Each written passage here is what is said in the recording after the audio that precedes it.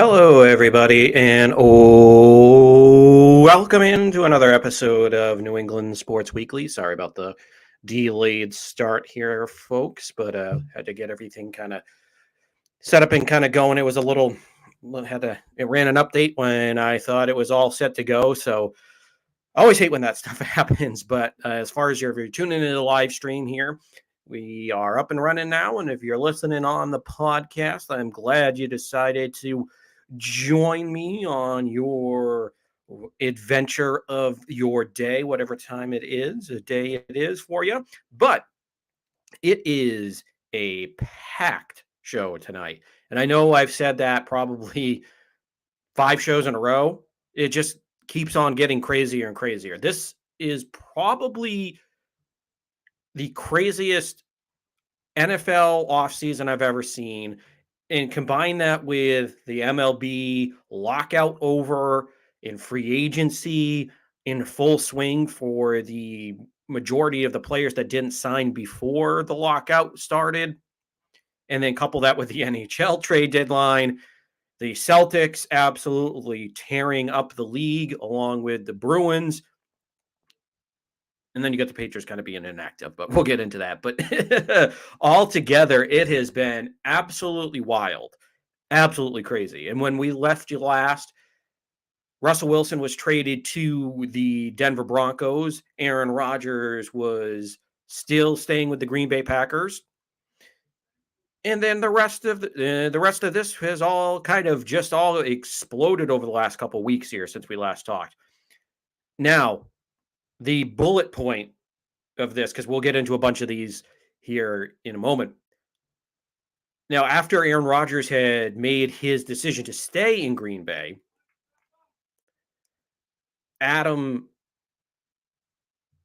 sorry if you can hear the neighbor across the street. My apologies, yelling at his dog. I apologize.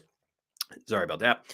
But Davante Adams, who is arguably the best wide receiver in all of football, was traded from the Green Bay Packers to the Las Vegas Raiders now. So now that he has been traded, that shook up the league. That was the first of the post Wilson, post Rodgers, because those were big moves. We thought that was going to be your entree. That was pretty much like going to, I don't know if you guys have ever been to a Korean barbecue before, but it's like going to a Korean barbecue.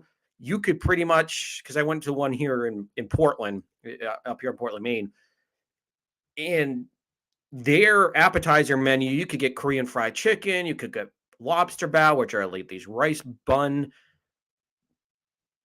not a sandwich, but the rice buns that you kind of fold together and you make you can get fried chicken, lobster, whatever it is. But anyways, I'm not going to get sidetracked here with food. There's a lot of things going on. But my point is that it's like going to Korean barbecue. A lot of their appetizers you could pretty much get for a meal, or any one of these restaurants where their appetizers are their quote unquote appetizers, but it's pretty much a meal. That's pretty much what Aaron Rodgers and Russell Wilson were the last couple of weeks.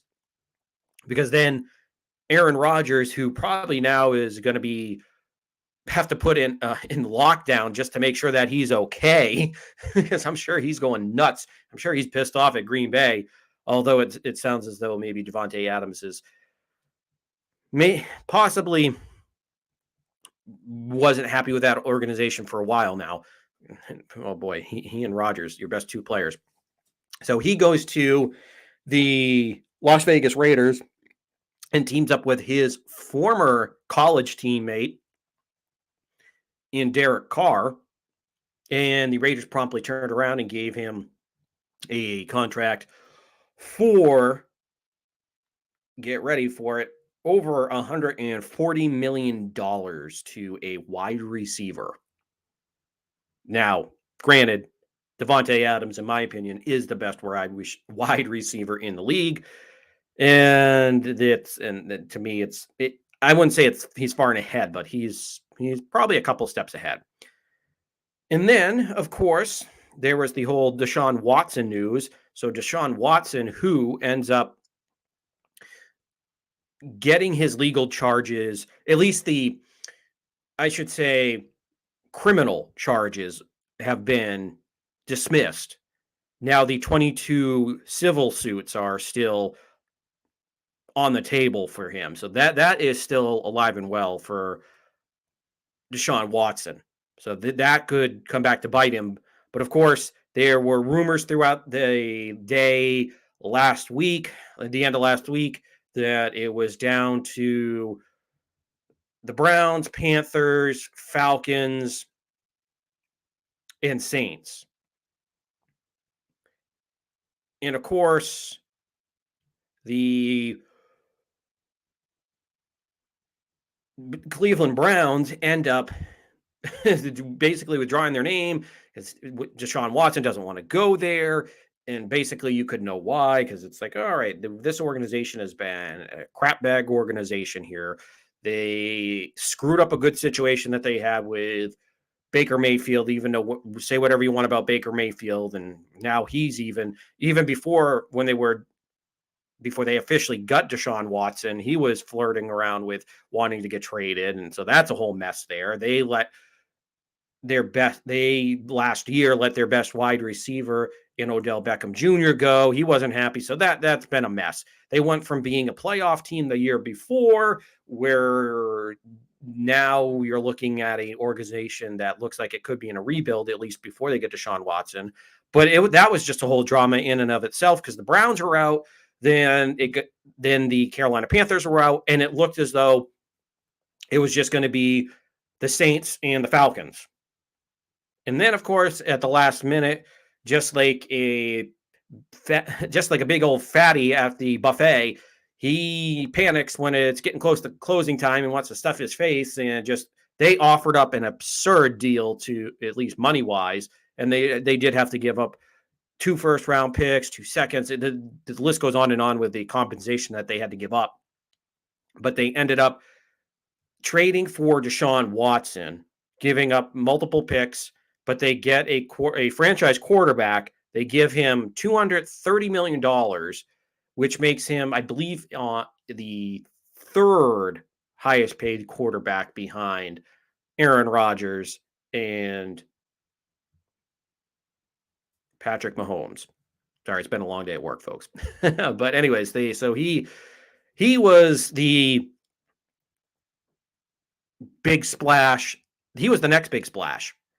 And of course, there's all the legal situations you have to deal with if you're Cleveland, and it seems like Cleveland's just kind of whistle past the graveyard on this one. I'm not saying that Watson is completely in the clear here, or that what Cleveland did was right. I'm just saying that they're just kind of focusing on football, right or wrong, and now they're ready to put all their trust in Deshaun Watson. So that went from a bad situation with a good situation with Baker Mayfield last year to a not tenable situation anymore with Baker Mayfield this year. Now Deshaun Watson's in town after Cleveland gave up a ransom to get him, and then backed up the Brinks truck. So we'll see if that pays off for Cleveland.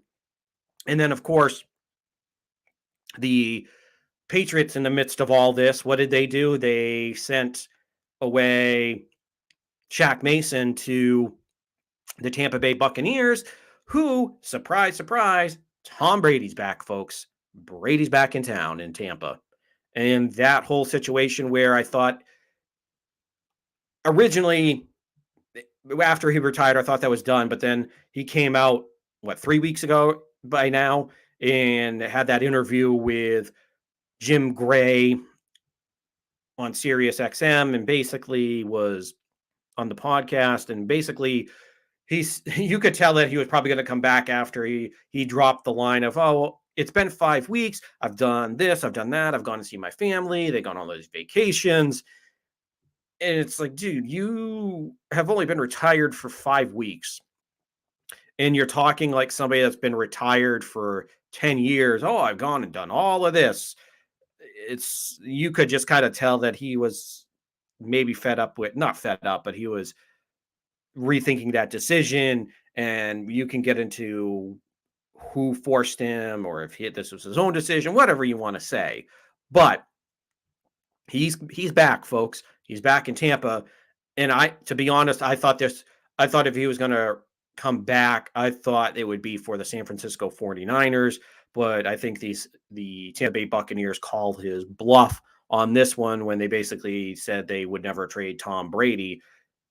And then they started bringing back, well, before they had tagged Godwin, they signed him to a long-term deal. They brought back a lot of these players. And then, of course, after Brady comes back, then the Leonard Fournettes, his center, Ryan Jensen, comes back. And then now the Patriots trade away arguably their best offensive lineman, wherever you want to rank him, in Shaque Mason. He's now traded to Tampa, which that was kind of a head scratcher because I thought this is a situation where if you're going to continue to run the ball and you want to give Mac as much protection as you can, seeing as you don't have that elite wide receiver at this point that gets open, then okay, then it's keep your line together. But no, they traded away Shaque Mason to open up cap for a reason I don't know why, because you just see all these teams like the Rams, like the Buccaneers, like the Packers, like the Raiders. You can go on and on and on down this list that are just basically telling you that the cap, not that the cap isn't crap, but they're basically showing you that we can really stretch this cap. We can really stretch the truth on this, to put it that way. But honestly, though, it's just, it was so head scratching just to see what happened there with Shaque Mason after they traded him down to Tampa Bay. And then, of course, the cherry on the top of this, depending on where you're sitting, and if you were just sitting back and just watching all this come down, this amazing Sunday or crap Sunday, if you're in the AFC East,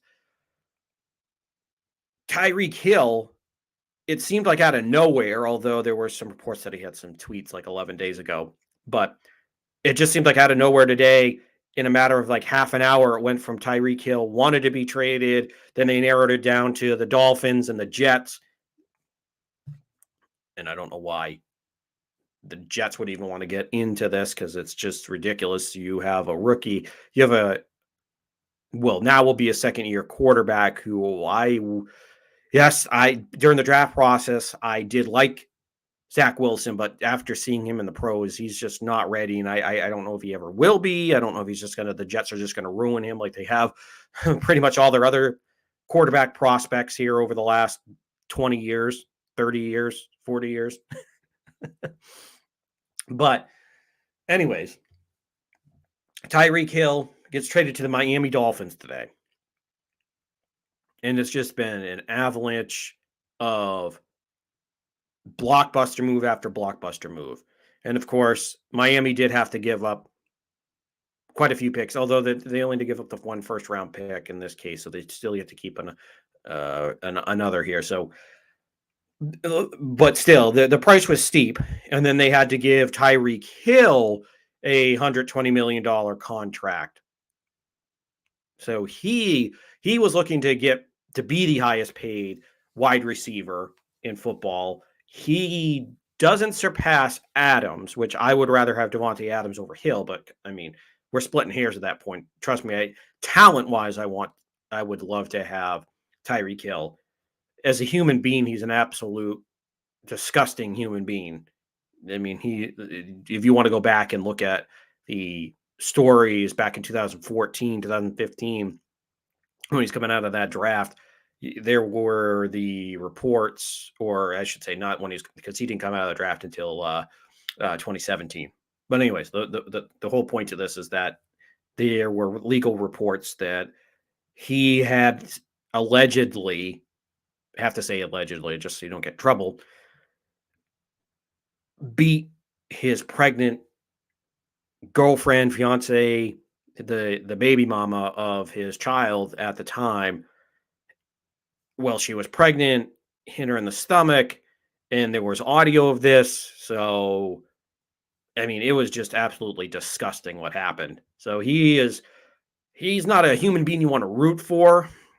Now, this is a situation where if you're a Dolphins fan, you're just going to have to swallow your pride on that one. And I mean, it's that would really be a tough situation to root for. I mean, because I'm it's as exciting as he is as a football player, he's just a disgusting human being. So you can debate if you want him on your team for that situation, for that alone.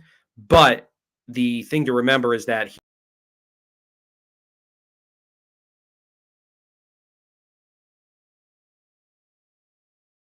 so that is just bad news for the Patriots, who continue to sink down that list of teams. Now, I know this is an extended out of the box situation here, but I mean, there were so much that we have to catch up on here. And then, of course, a lot of the wide receiver targets on the market. Allen Robinson is now off the board as he went to the LA Rams. So that's pretty much going to kiss Odell Beckham goodbye. So that'll be a big. Actually, they did trade away Robert Woods to the Tennessee Titans, who cut Julio Jones. So that's been a huge shakeup. And then, of course, the Atlanta Falcons did trade away Matt Ryan to the Indianapolis Colts as well. So he's switching uniforms. So it's just been it's been a cavalcade, a absolute avalanche of moves here. There's so many of them. Now, of course, the ones in the AFC are going to affect the Patriots the most. And of course, Josh McDaniels is the one. Josh McDaniels and Mike McDaniels, the two McDaniel, the McDaniel combo probably made the two biggest splashes with Devontae Adams and Tyreek Hill in this whole situation. So there's a lot to get into and unpack there, especially how this affects the Patriots and where they're going to move forward. And then switching gears within that whole span of time, it was the NHL trade deadline, and the Boston Bruins pulled off a huge one last weekend as they traded for 28-year-old frontline pairing defenseman, offensive defenseman, and Hampus Lindholm, who they promptly turned right around and gave him an 8-year contract to play for the Boston Bruins. So he is going to be paired up with either Brandon Carlo or most likely going to be paired with being that top pairing with Charlie McAvoy.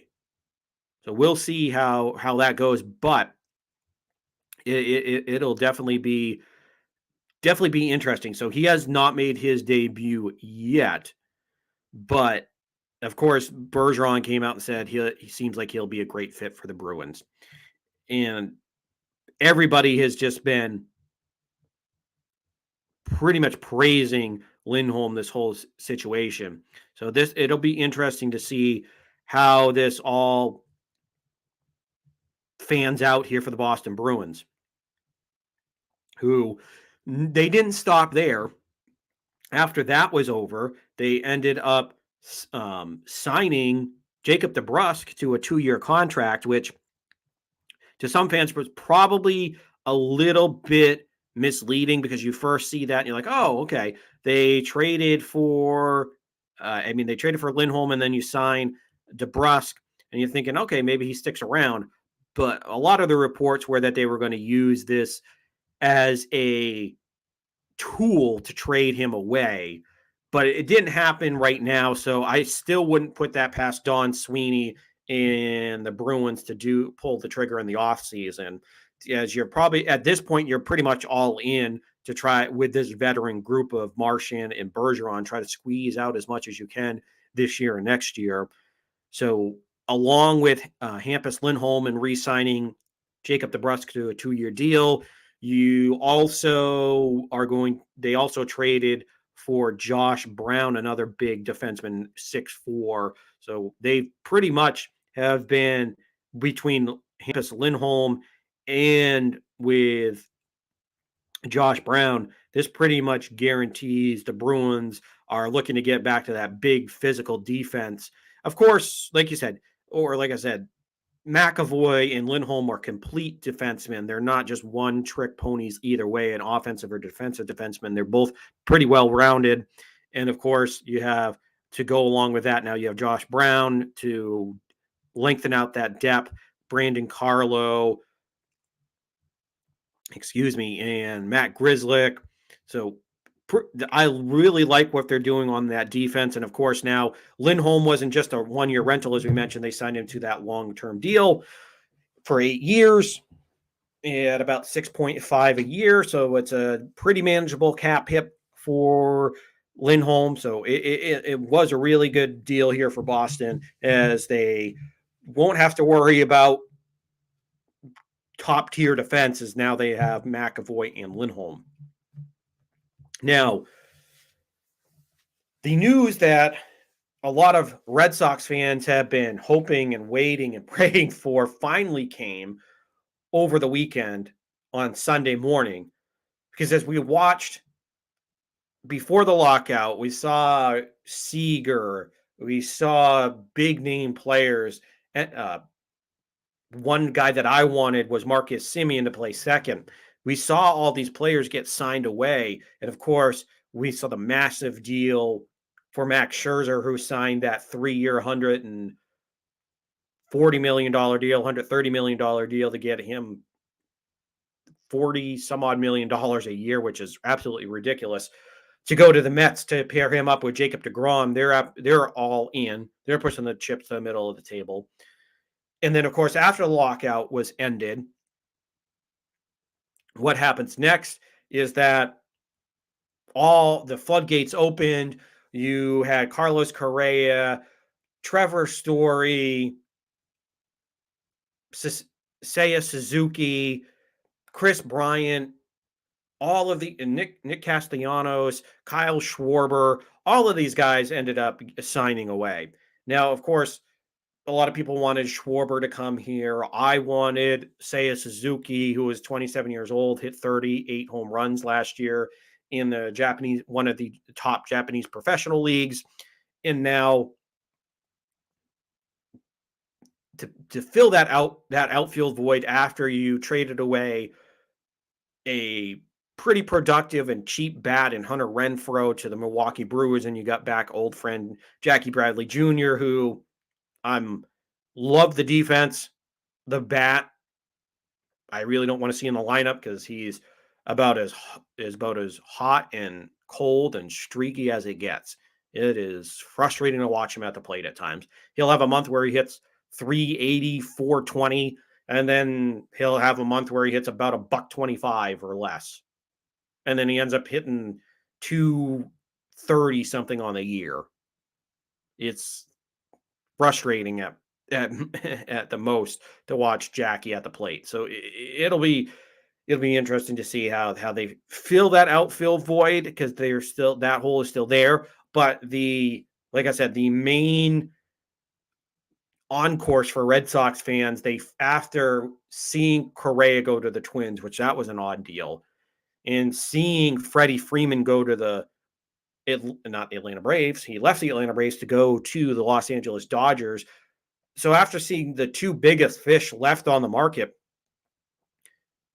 and the Red Sox needed that right-handed power bat to pair with JD Martinez, because a lot of their other power is coming from the left-hand side. Well, and Bogarts as well, I should say. But they needed that other power bat, that other second baseman. And then, of course, with Xander possibly he probably will opt out, but possibly leaving, depending on how things work out. They needed to kind of fill that void in the infield. And boy, did they ever. Boy, did they ever. They signed Trevor Story. Now, of course, we'll get into this here in a moment, but there's really been a lot of conjecture back and forth as far about the Coors Field effect and what's going to happen, or if that is real for Trevor Story, because there were some pretty big splits there. Are they concerning? We'll find out. But he is in town. He officially was announced this morning. They had his press conference. So the Red Sox finally put the money on the table for a premier free agent, because Kike Hernandez, who signed last year, who has been a steal at 2 years, $14 million, was the most money he ever handed out But now we know that he's at least willing to hand out gigantic contracts. And we can talk about some of those other moves that they did not make here for the Red Sox here in a little bit.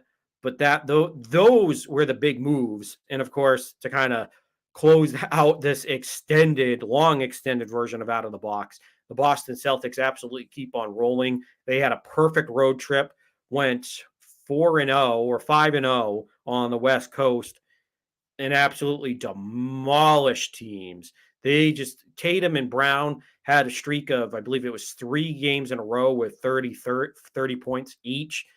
They just are absolutely on fire, and this team looks like they are ascending to the top of the Eastern Conference. Now, of course, the Brooklyn Nets, the Milwaukee Bucks, and the 76ers still have something to say about that. And if you want to throw Miami in there as well, they all have something to say. But nonetheless, the Boston Celtics are absolutely on fire.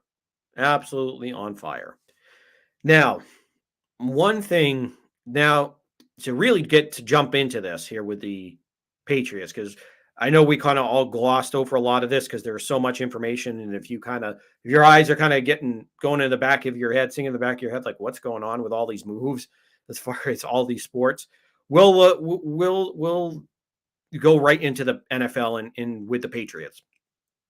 Now, as you mentioned, a lot of those moves, yes, the Patriots didn't make them, but it's going to be so more difficult for the Patriots now in the AFC. The NFC, probably about even maybe 5 years ago, was top heavy.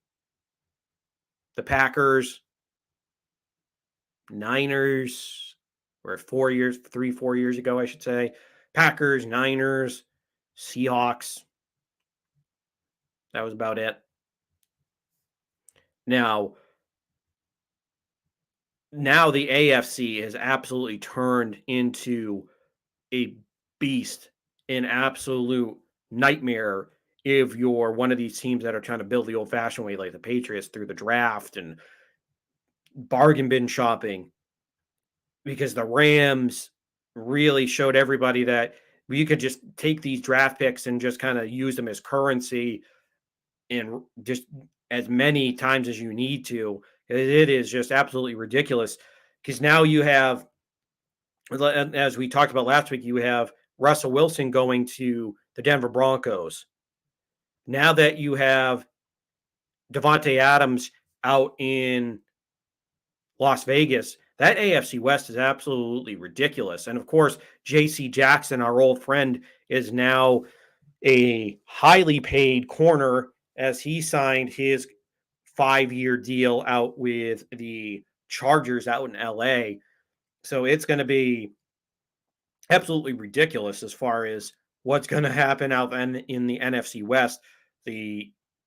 Now, of course, today with that Tyreek Hill move, that's going to change things out there. But you still have Patrick Mahomes, and now that you have some draft currency, we'll see what they do. They are definitely going to, at least in my opinion, going to go after wide receiver in the first round. I mean, that's pretty obvious at this point. With after you trade one of the better weapons in the NFL and Tyreek Hill to the Dolphins, but that NFC West in it obviously affects the Patriots because the Patriots last year didn't win the division. It's Buffalo's division at this point now. And now you have to fight for a wild card spot because at this point they don't have enough to challenge Buffalo at this point. Buffalo has absolutely unpantsed you. They're 3 out of the last 4 meetings. And it just has not been good. And now the AFC West has all 4 teams look like they could be in the playoffs. Will it happen? I don't know if it's going to happen.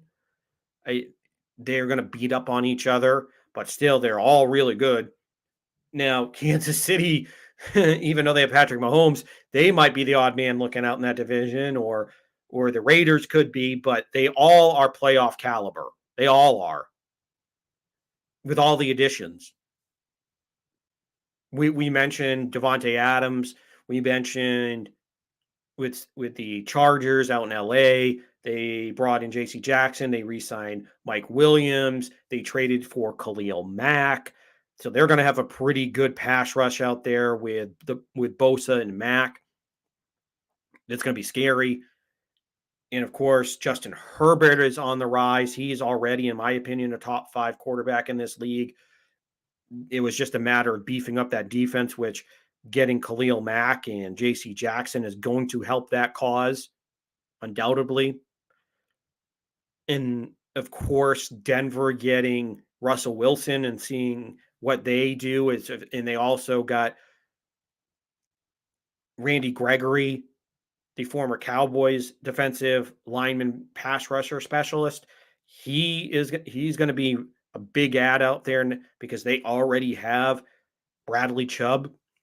So that's going to be a scary division. And like I said, I know the Kansas City Chiefs traded away Tyreek Hill today, so that's going to weaken them. But still, you have Patrick Mahomes. So this is going to be a dogfight out in that division. They could produce 3 playoff teams, and depending on how the rest of the games fare for those teams, they could end up being maybe a rare, very rare 4 playoff teams coming out of that division.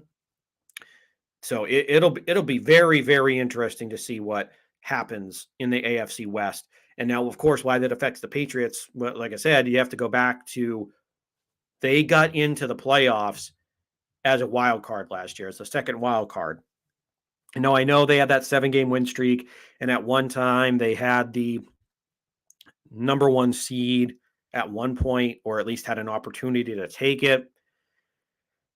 I mean, that was pretty much a mirage. Not saying that they don't have a good future to look forward to, or that they can't build towards it, get these draft picks, that they can't do it the old way. I'm not saying that they can't, but it's just an avalanche of all these moves. And that we're just talking about the AFC West.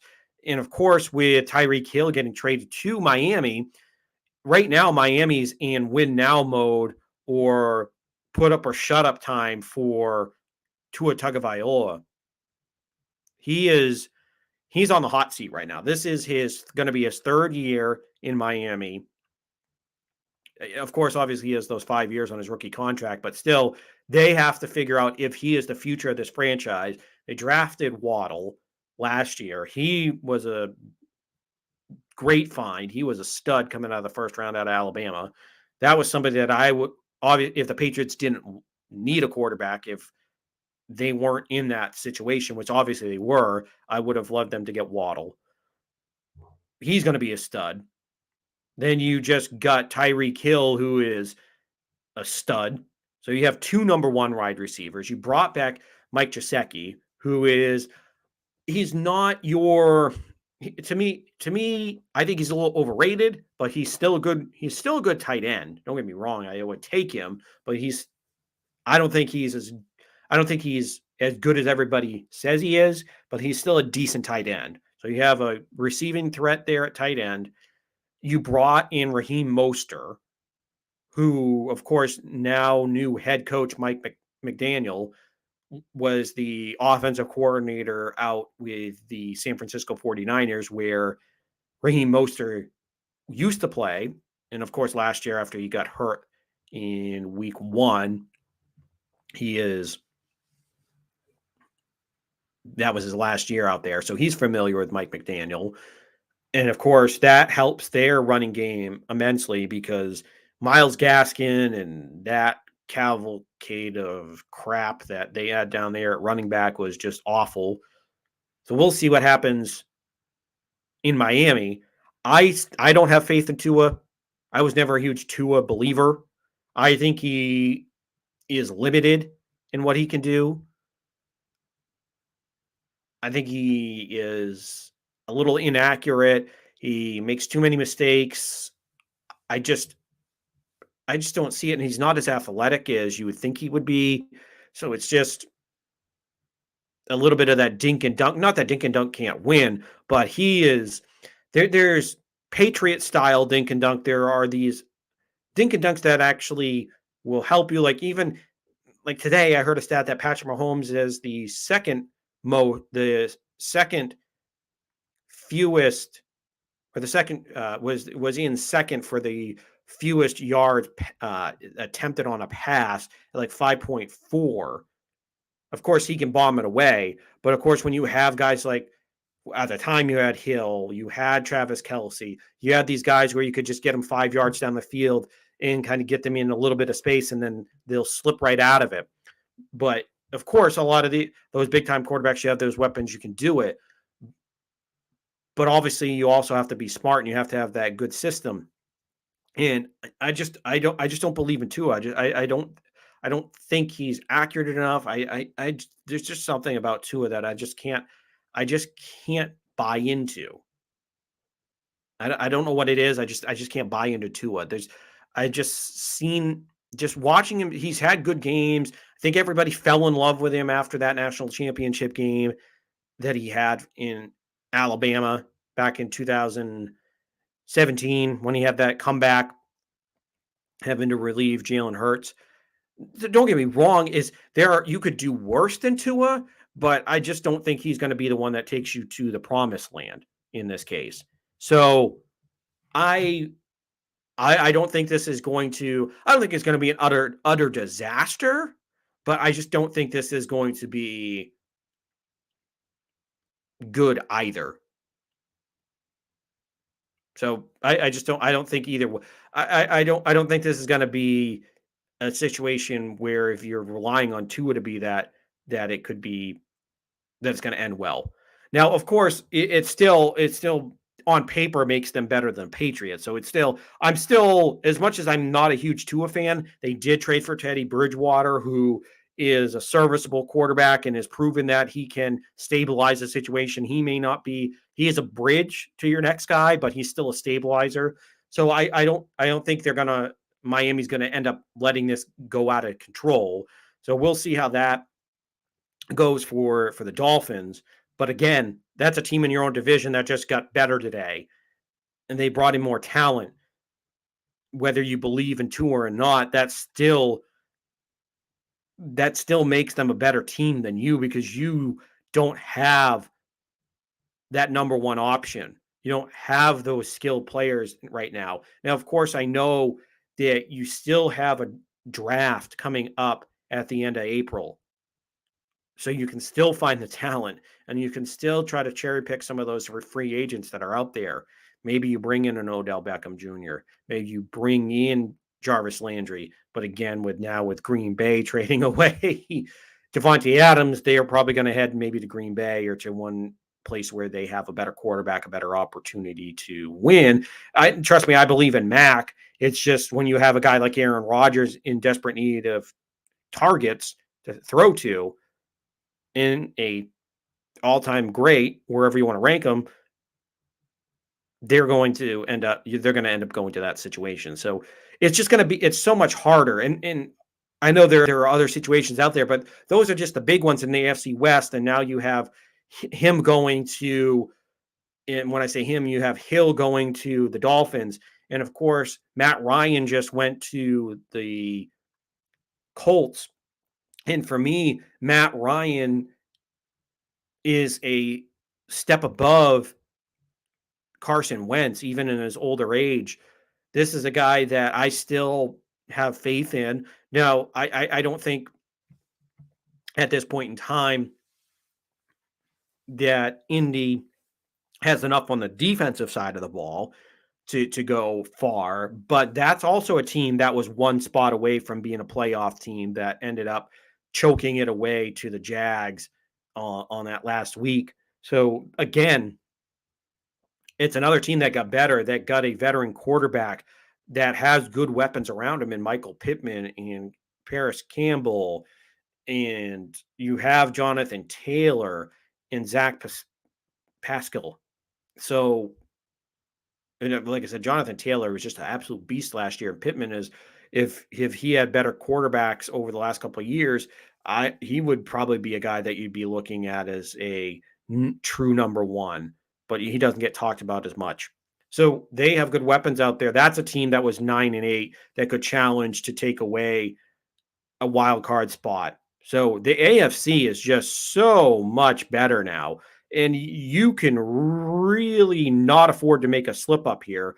And at this point, if you're a Patriots fan, you just have to sit back and realize reality. Now, trust me, up until free agency hit, up until the new league year, up until when all this happened, when all of these moves started happening, I still thought the Patriots were a playoff team. I don't think they're a team that's going in a tank mode that are going to be utterly awful. I don't think that. And I don't think Belichick's going to tank. But this is going to be a team that's going to have to fight and scrap for 8 to 9 wins. And it's going to be an ugly 8 to 9 wins this year. You're going to obviously, the Jets are the Jets. You'll beat them up. Miami's going to be hard. You now Cleveland. Hopefully you get Cleveland when I say when Deshaun Watson gets suspended, because I think that's still going to be coming with all of his legal situations that are still out there for him. So that's an opportunity to get a victory there.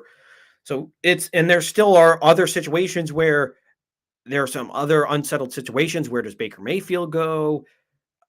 What happens with Pittsburgh? Do they truly stick with Mitch Trubisky, or do they go for Baker Mayfield? What happens there? So it'll be interesting to see. But all these teams are getting so much better than you, and you haven't done a lot this offseason. It was pretty much bring back all your old guys. Well, all your old guys that weren't linebackers, because you brought back Devin McCourty, which Devin McCourty, out of all the old guys, was the one guy I still wanted back. He still has something left in the tank. Matthew Slater's a special teamer, so we really wouldn't count that one. You brought back Nick Folk. Then you let all your linebackers walk, but then for the most part, but then you did bring back Jawan Bentley, who was, out of all the linebackers, he was the one that I did want them to bring back, because Kyle Van Noy was getting a little long in the tooth. He was one of the few that I was like, maybe you might bring him back. Dante Hightower just needs to retire. I love Dante Hightower. He had so many big moments in the playoffs, and it was so fun to watch, but you can definitely see his game has deteriorated. But they brought back their older population outside of linebacker, and then you traded away arguably your best offensive lineman in Shaque Mason to Tampa Bay. You just got a 5th-round pick back for him.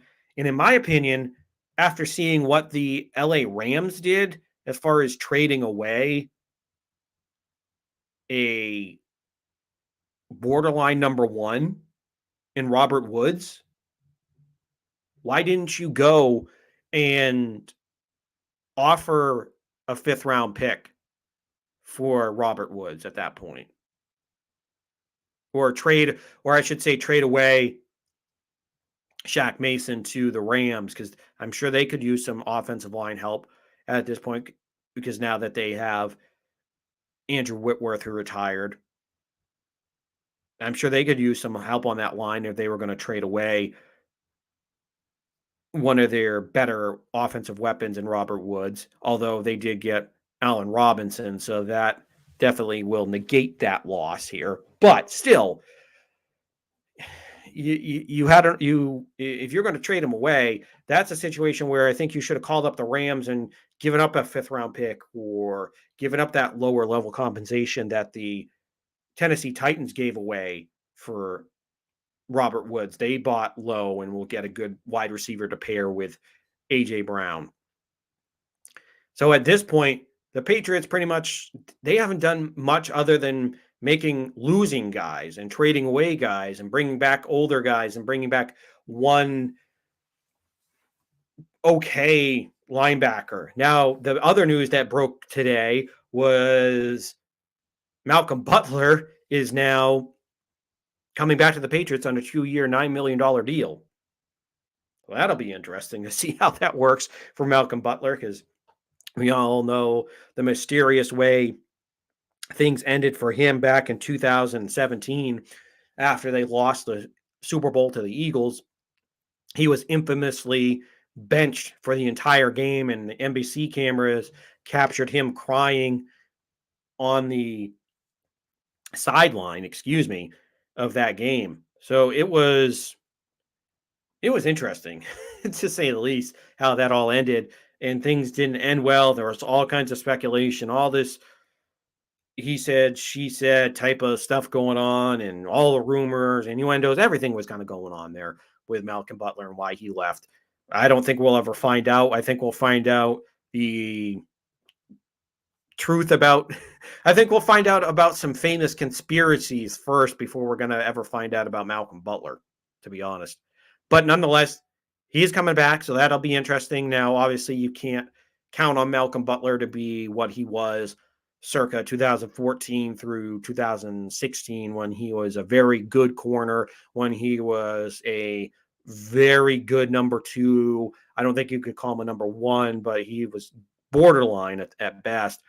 But now he's back with the Patriots on a 2-year deal. And of course, they're just going to probably try to throw money and bodies at this situation after JC Jackson left. So he's another one that's in town. But again, they didn't make any moves. They didn't go out and spend, they didn't open up the pocketbook, so to speak, as far as go get Allen Robinson or go out and spend that on not Laviska Shenault, the other DJ Chark, who is now off the market. So pretty much all the top tier receivers, Juju Smith-Schuster signed a 1-year deal out in Kansas City. It's pretty much been all the top targets, all those top wide receiver options are gone off the market. All the pass rushers are off the market. Everybody's gone except for like guys like Julio Jones who, yeah, if this was Julio Jones of 5 years ago, sign me up. You're getting a Hall of Famer in the prime of his career, but this is Julio Jones who's been injured the last couple of years, and not just like he was.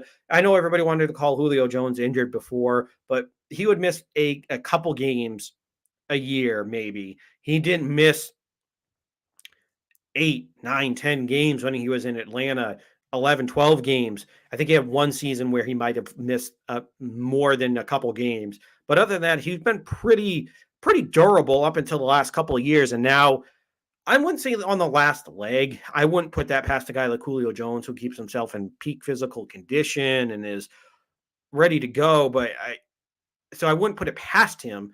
But still, you played in a pretty good situation out there in Tennessee, along with a great running mate in A.J. Brown, but he did not put up anywhere close to Julio Jones numbers at all.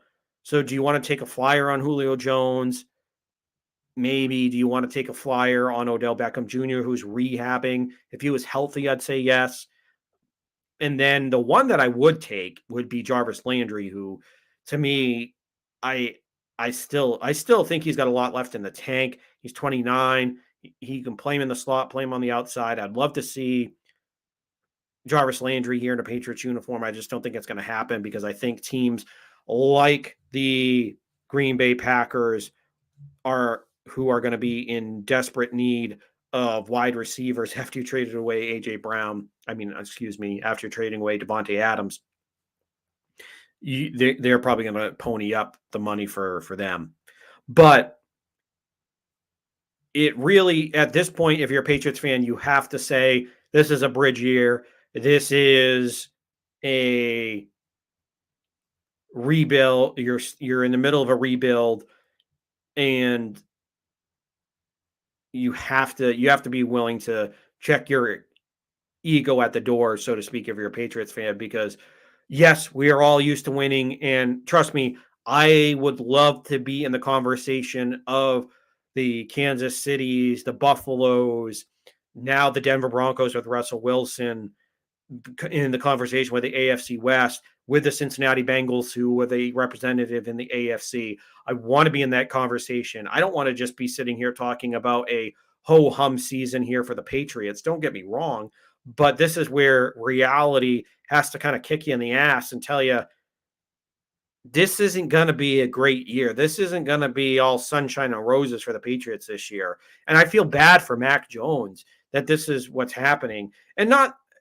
that they can't obviously get back to being a playoff contender, to being a legitimate Super Bowl contender, conference contender in that conversation.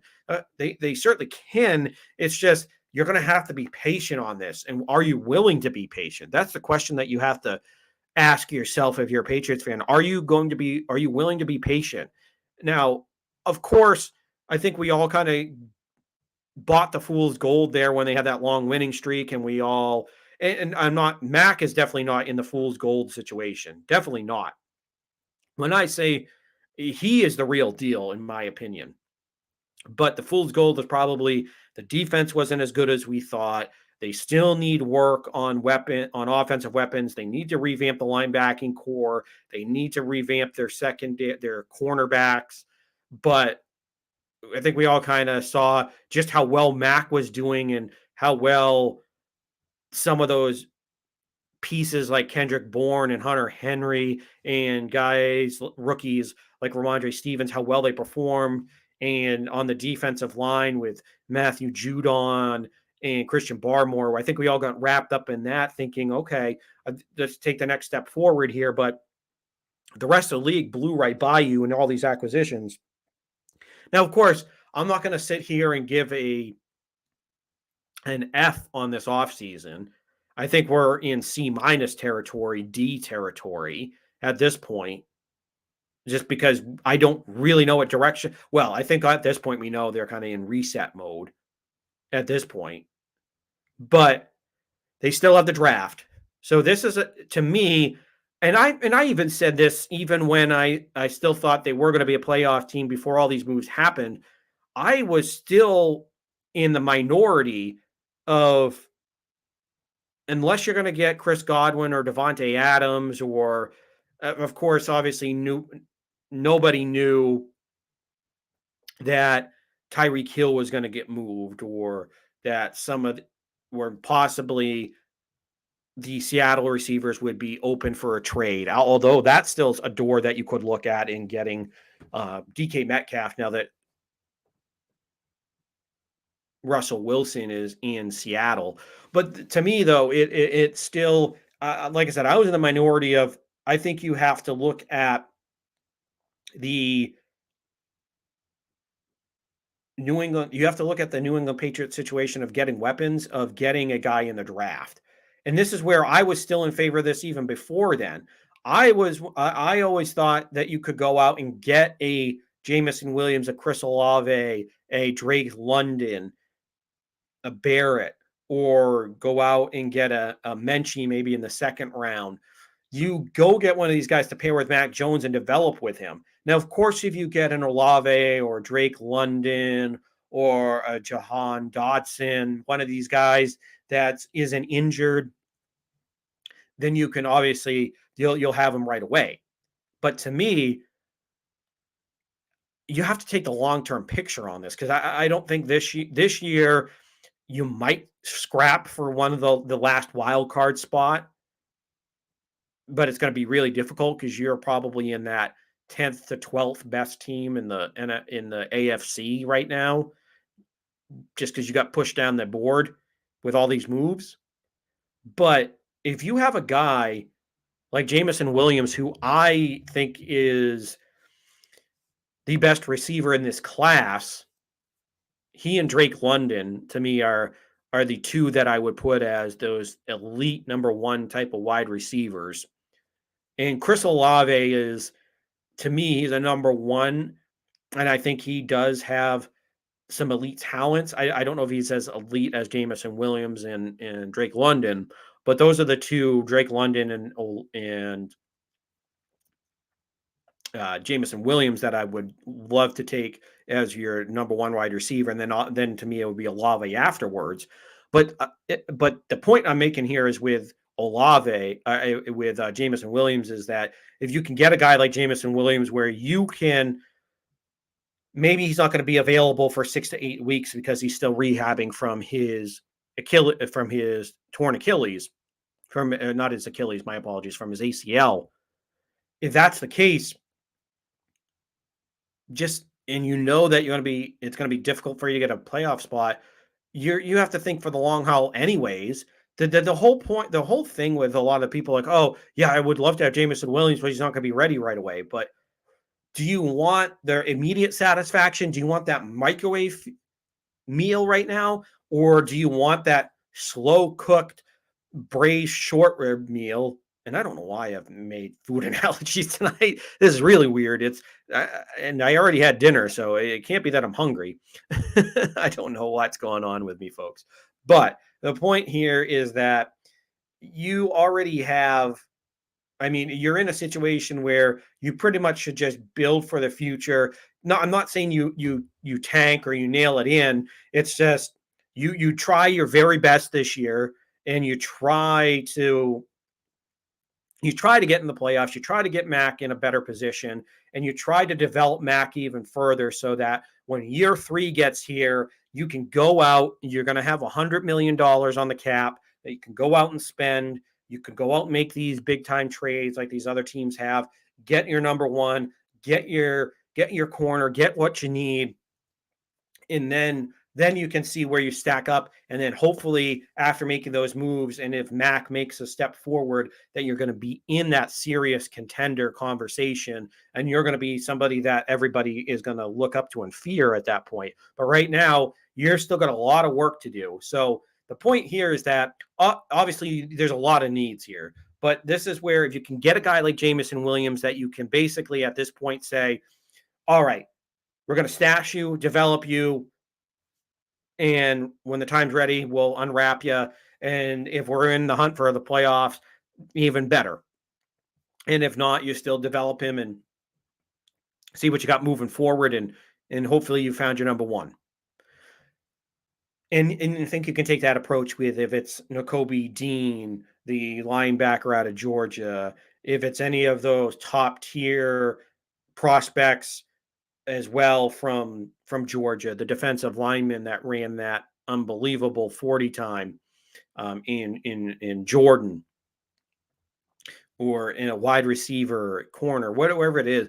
I think this is where you just take that best talent available. But I don't want to see them shy away from wide receiver in this draft. I think the first or second round, you have to address that. Either round, you have to get your linebacker and wide receiver in the first couple of rounds.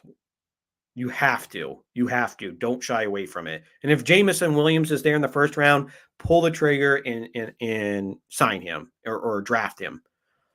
But you have to do it that way. Now, switching gears here to, because trust me, there'll be a lot to talk about here with the Patriots. There's going to be a lot to go forward here with in the rest of this offseason. And of course, we have the draft coming up here in the next couple of, or then at the end of April. So that's not too far away. So we'll have about 3 or 4 more episodes until we have another draft special here. But switching gears, the other big story, or the second of the two big stories, was the Boston Red Sox signing free agent shortstop Trevor Story, who has agreed to play second base for the Boston Red Sox. Because, of course, the incumbent is Xander Bogaerts.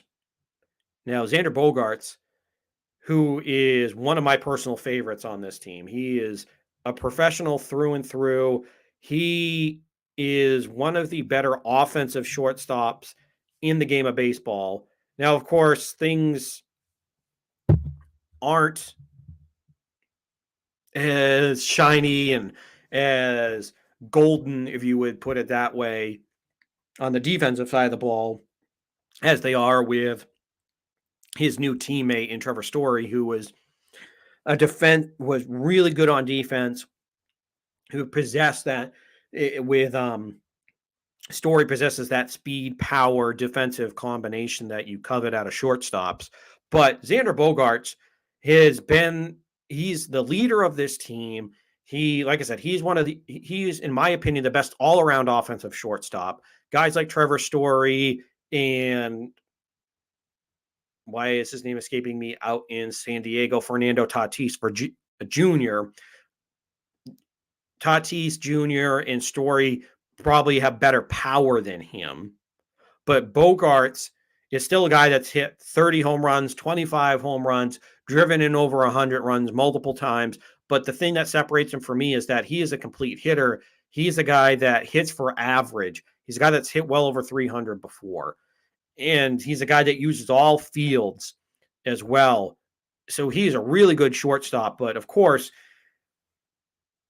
this deal couldn't have gone down without the basically, not that he needed to okay, because the Red Sox could have said signed him and said screw you, Bogarts.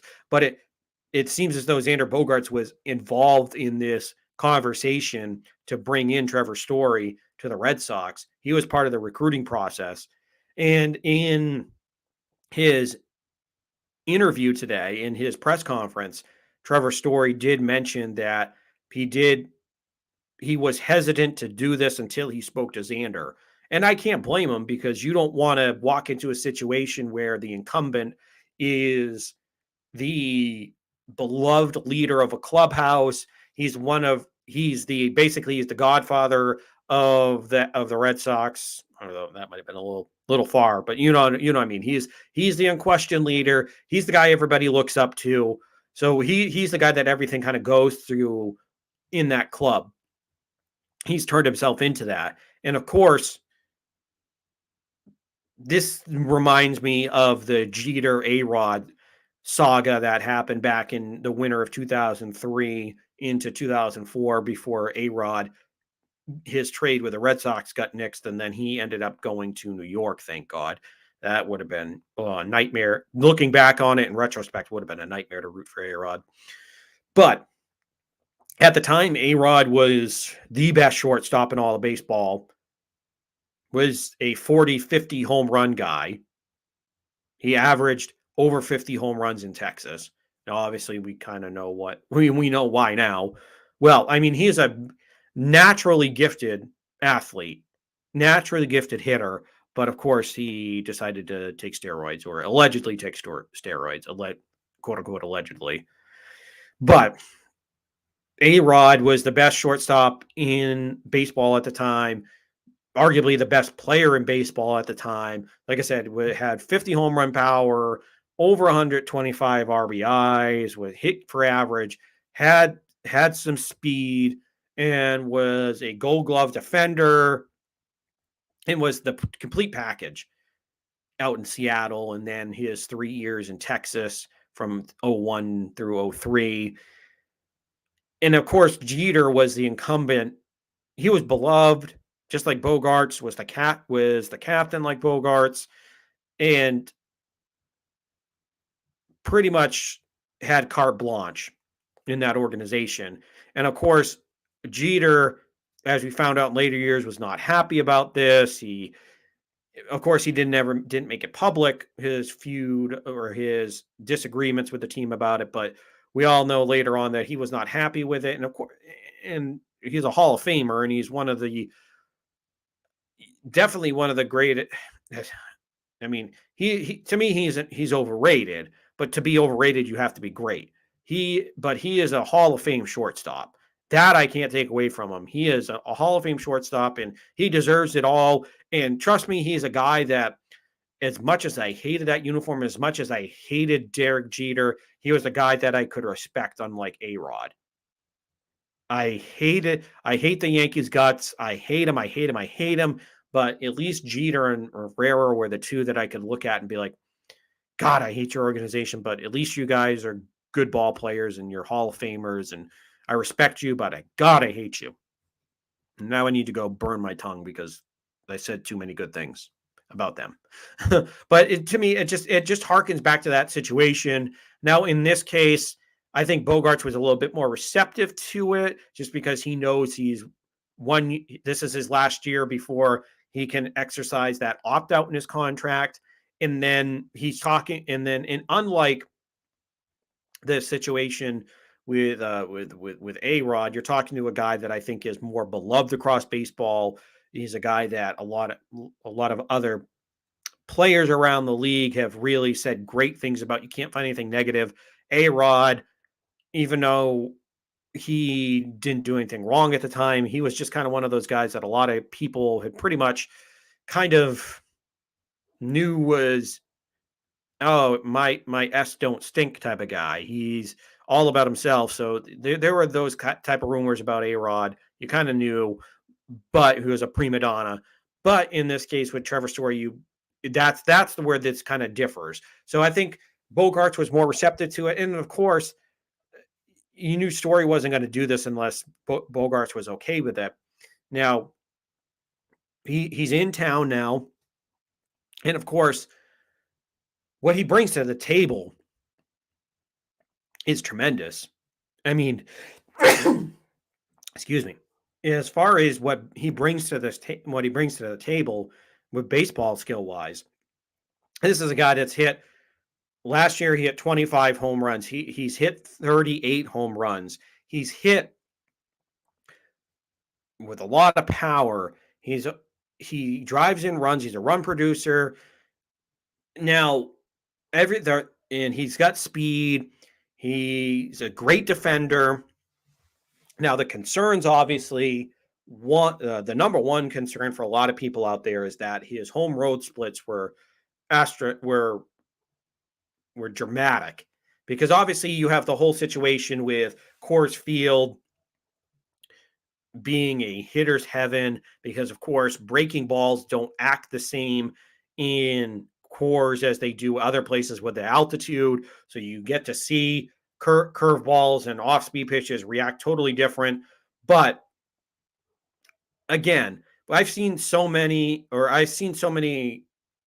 things lately with guys like, you go back to Matt Holliday, who went to the Cardinals and then went to the Yankees. He had a really good career after leaving the Rockies. And of course, you look at guys like DJ LeMahieu, Nolan Arenado. Was there a little bit of adjustment period? Yeah. But of course, when you're a good ball player, you're a good ball player. So I don't worry about that. You're gonna be right where the back of your baseball card has you as far as your final of the year. Now, of course, your home road splits aren't going to be as dramatic. And I think, and like guys have said, like Arenado and DJ LeMahieu and Holiday, like after they have left Colorado, of course, there's the adjustment period. But again, your body isn't having to adjust from leaving that altitude all the time. You get off the plane, you board the plane at whatever the just above sea level or the regular pretty much altitude that it is in most of the country. And then you go to Colorado, which is, they call it mile high for a reason. You're a mile up in elevation. So that does definitely affect you. But of course, everybody's going to make a big deal about the splits. And to me, I think this is a guy in this opportunity is going to hit probably fifth or sixth in this lineup and hit 25 plus bombs. I think he's going to be in that 25 neighborhood, 25, 27 home runs. He's going to drive in about 85 runs. He's going to be a big run producer for you. He's going to lengthen out that lineup. And I think this is a guy that's probably going to hit about a 270, like 275, 278 in the low 280s. You're getting a really good player. You're getting an all-star shortstop who is going to be an all-star second baseman. That the production's going to definitely be there in this first year. And then I think he could take a step forward the next year. And I know there's also the rumor, or not the rumor, but there's the speculation about him defensively because of his arm situation that he has going on. But I'm not as worried about the arm, because you're moving over to second base. The throw is going to be shorter. You're not having to throw balls from deep in the hole at shortstop, 75 plus feet over to first. No, this is a situation where I think he's going to thrive over there at second base. If you're a good defender, you're a good defender. It's not all of a sudden it's not like you're going over to third base. It's not like you're putting you out in center field. It's second base. So I think he's still in a good situation. And I really like the player. And to me, obviously and then the other thing besides what's happening with him on the field, because I mean, there's really no argument. Other than the splits, he's one of the best shortstops in baseball. Now second base, but you catch my drift. He was a top 5 shortstop until he came here to Boston, which now he's going to be playing second. The other reason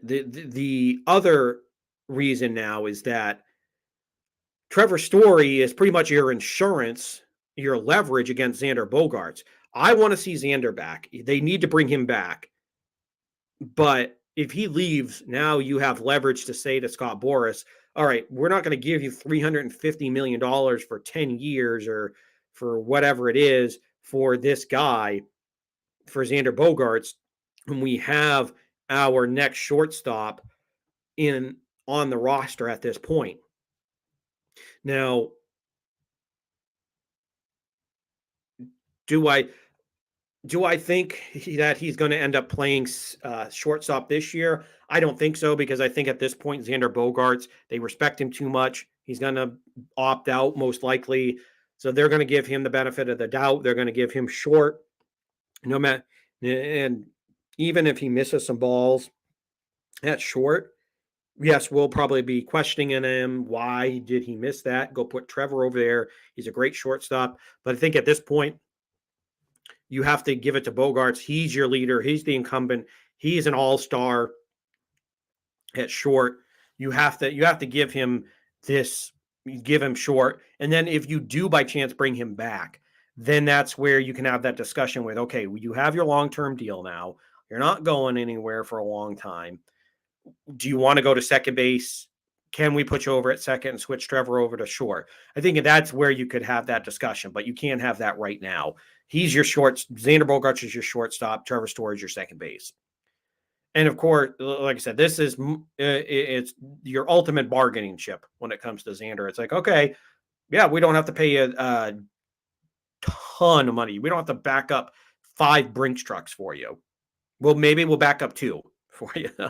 But we already have a guy that can take over if you leave.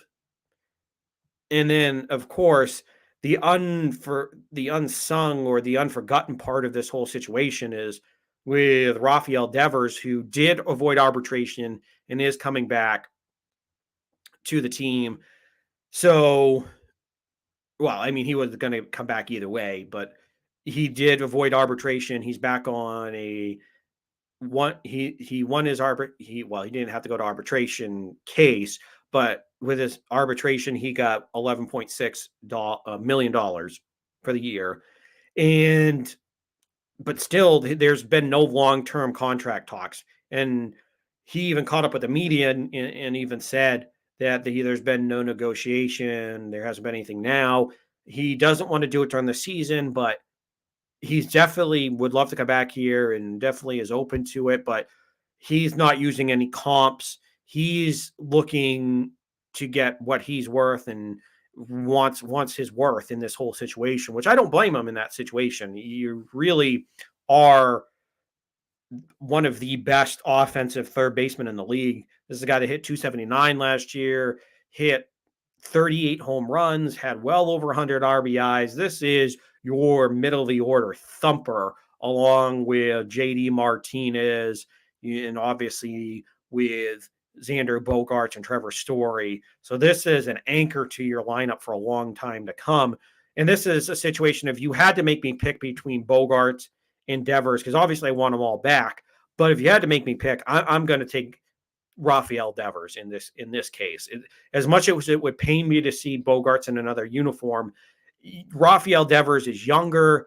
He's got more power, and this is a guy that I think you could slide over to possibly first base, depending on how things work out with Tristan Cassius, your top prospect, or maybe more likely probably your DH after JD Martinez leaves, or maybe in a rare situation, you might flip him into the outfield.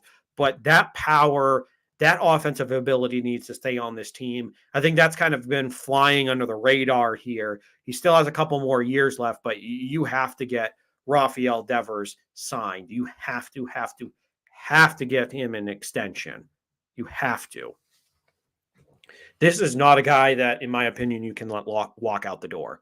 You have to bring Rafi back. You have to, have to, have to, have to bring Rafi back. Now, as far as in other Red Sox news, Chris Sale is going to be out not just a couple weeks, but probably a month, maybe 2 months with a cracked rib that he ended up getting during a BP session during the lockout. So it'll be interesting to see what happens there because after Nathan Eovaldi, it's kind of shaky back there because you did bring in Rich Hill, Michael Wacha, who to me aren't anything great to write home about at this point in their careers. At one point, Michael Wacha in 2013 and 14 was one of the up and coming young studs with the Cardinals, but he fell off a cliff. He's not the same Michael Wacha that he was in his youth. And Rich Hill, who is back on his, I believe, his second or third stint with the Red Sox, he is a pretty good veteran that I do like. But again, it is what it is when it comes to Wacha. I mean, to Rich Hill. So it's after, like I said, after Nathan Eovaldi, then you're looking at Wacha, Hill, then Tanner Houck was announced that he's going to be in the starting rotation. So that's one that I do like. I do love Tanner Houck. He is a guy that I wanted to see back in this starting rotation. Although he was so valuable out of the bullpen that that's going to be difficult to lose him out of the pen as a long relief.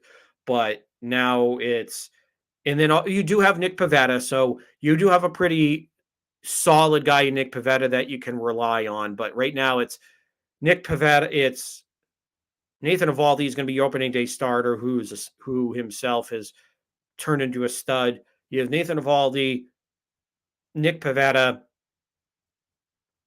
Tanner Houck, Michael Wacha, and Rich Hill.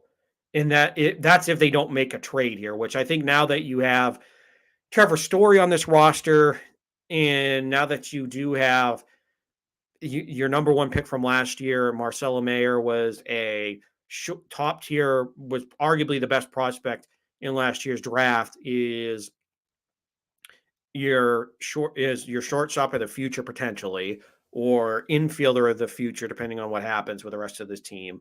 And then, of course, you have Nick York, Jeter Downs. So you're going to have a little bit of redundancy there in the minor leagues with your shortstop and second baseman.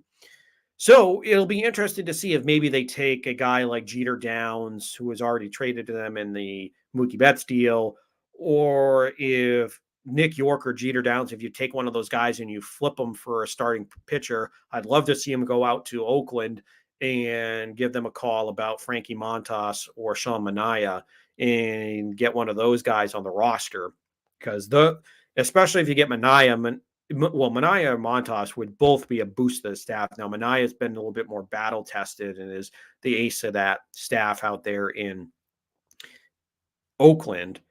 Now, for a while, one of the options was you could go to the Reds and maybe trade for Luis Castillo, but it seems as though they've shut that door, according to some sources. But it'll be interesting to see how things all shape out for the Red Sox in that rotation now that Chris Sale is going to miss more time, which this just stinks because I love Chris Sale, the person, the competitor. When he's out there and when he's healthy, he's a top 5 pitcher in all of baseball, but that's been his struggle the last 2 to 3 years, has just been staying healthy. And that's just something that he can't do, at least as of late. And I just feel so bad because I love him to death. He says everything correct. He always takes accountability. He is a guy that I would take any day on my staff. It's just he's been so injured lately that it's been frustrating, to say the least. And I'm sure Chris Sale is frustrated too. So it's not, I think he joins us all in that frustration. But the Red Sox are going to be loaded offensively. Maybe if they go get a Sean Manaea, Frankie Montas, then I would feel a lot better about this. And then when you get Chris Sale back, that's a pretty good rotation that you have. Is it going to be what Toronto's is with not Braxton Berrios, but with Jose Barrios, Hyun-Jin Ryu, And of course, you brought in Trevor Gossman. You brought in Kevin Gossman. Sorry, I was thinking about Trevor Story. So that's going to be a pretty good 1, 2, 3 punch that you're going to have to contend with there. So it'll be interesting to see what this Boston Red Sox team does here going into this season. And of course, we'll wrap things up here with a little bit of Bruins talk here, as we did mention that the Bruins did trade for Hampus Lindholm, who was with the Ducks. They signed it. They promptly gave him an $8 million deal. So I do like what they did to get Lindholm. They didn't give up much. They didn't have to give up their top prospects and Fabian Lysell, who was the one I really did not want them to see give up. So they got to keep Lysell. They got a 28-year-old two-way defenseman, good on offense, good on defense, able to sign into a 8-year deal. So he'll be around for a while. Yeah, maybe those last 2 years of the deal, it might not be the best, but it's still a young defenseman that you can build along with Charlie McAvoy and Brandon Carlo. So it's going to be a really good 1-2 pairing that you're going to have. And basically everybody on those first 2 D lines is locked up for long term. And then you went out and then you ended up getting Josh Brown, another big body defenseman. So you're adding, because Lindholm himself is 6'3" as well. So they're both bigger defensemen. They're both going to be able to use their physicality. And of course, then you still have some of your smaller, speedier guys like Grizzlick that are still on this roster as well. So it'll be interesting to see how this all shapes out, because we haven't seen Lindholm out on the ice with the Bruins yet, although he was at practice today. And the Bruins didn't end up adding that forward, and there were rumors that maybe David Krejci, whose Czech league team is out of the playoffs, who had to pass waivers, he is still at home in the Czech Republic. So there were rumors that maybe he might come back, but that didn't materialize. But still, with what you did on this offense, on the defensive side for the Bruins, you really beefed up that defense. And then on top of that, the one thing that kind of left you scratching your head was a little bit, not because they gave him a deal, but just because he's still here. You have Jacob DeBrusk, who all season long has asked for a trade and has not come back on that. And he ended up getting his 2-year extension for $4 million for $4 million a year, eight total. So it'll be interesting to see what happens with him. At this point, obviously, you can't trade him now. So he's here for this run. And it was a little awkward, but he did come out and basically say it was a tough year for him. It's been tough, and kind of wanting to lay down that, oh, feel bad for me, which nobody does. And then he did kind of right the ship there a little bit and basically say that, I mean, he's in a good situation. Why wouldn't you want to play for a cup? Blah, blah, blah. I mean, of course, he still wants out of here long term. So he's going to be, for me, he's going to be gone in the off season. But they're just going to use that asset he's cooled off a little bit as of late, but he did find his stroke there offensively. So it still gives you depth. So you're not losing anything offensively. Although I was hoping that they would end up getting Claude Giroux, but he ended up going to the Florida Panthers. So that all of their competitors ended up getting a little bit better down in the South, down in Florida with the Panthers and with the Lightning, who the Bruins will play tomorrow night, play Tampa. So that'll be a good game here.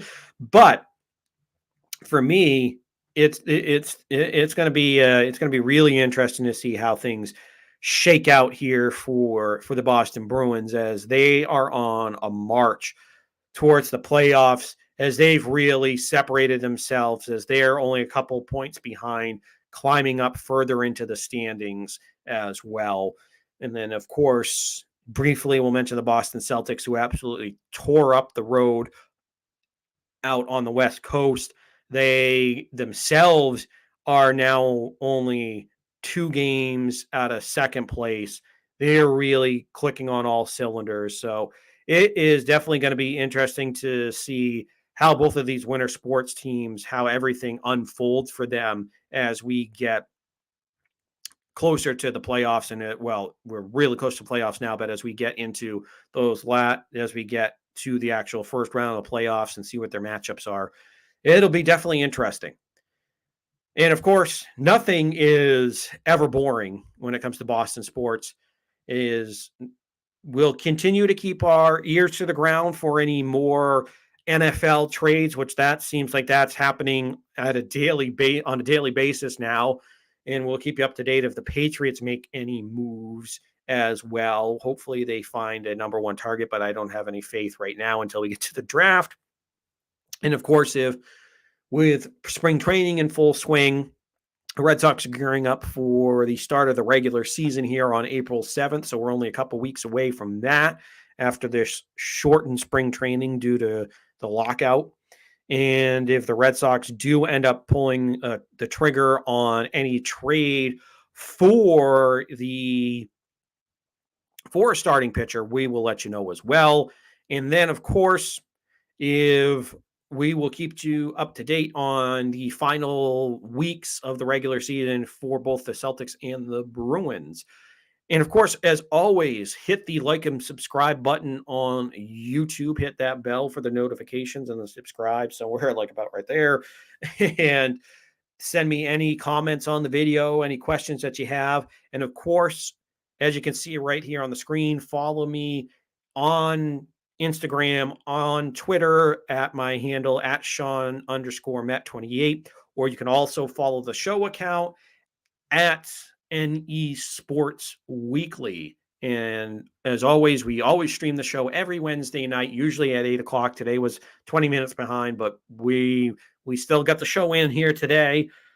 And of course, any questions that you have, you can either send me on any of the social media forums, or if you want to watch the show live here, you can always send in a comment. And of course, follow the show on Spotify or SoundCloud, and on both platforms. Remember to hit the like and subscribe as well there. All right, so until next week, I've been Sean Metcalf, and I hope you all enjoy this wild, crazy ride that is known as the NFL offseason and spring training, and this whole storm of awesomeness for the for the sports scene. All right, see you guys next week.